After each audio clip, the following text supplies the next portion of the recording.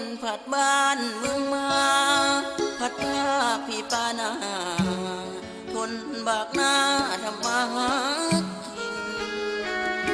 เป็นสายกำพร้าห้องมาน้ำตาไหลหลังสู่ฟ้าก้มหน้าสู่ดินงานทั้งสิ้นก็ทำเรื่อยไปความหักฝังใจอะไรเลื่อยมาคิดอยากจัดงานวิวายิ่งที่ข้าจับตามันมาเห็นใจเธอน้องจะคล้อง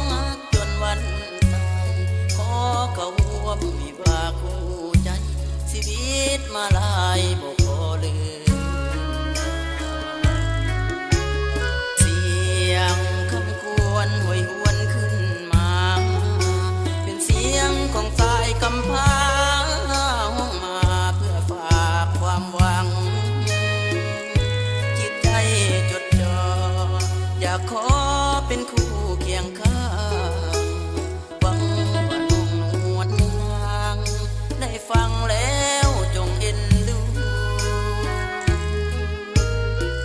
ให้ขอวิงวอนฝากเป็นเพลงมายิ่งใดให้ความเมตตาสายกำพร้าจะขออุ้มสู่จะขอตอบแทนทั้งกายและใจมี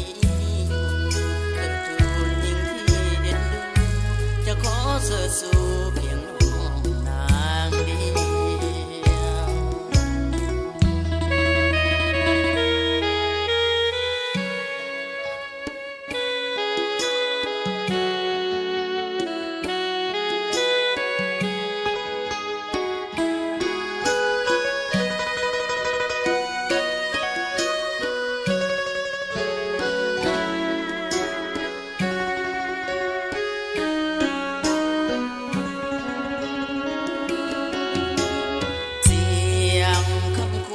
ห่วยหวนขึ้นมาเป็นเสียงของสายกำพร้า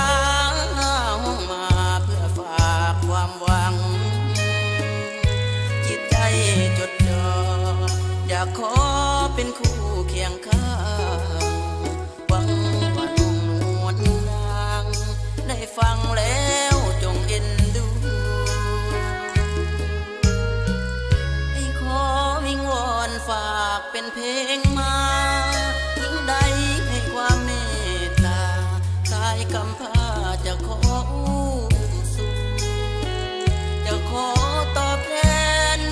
ทั้งกายและใจมีเป็นทูลยิ่งที่เอ็นดูจะขอเสิร์ชสู่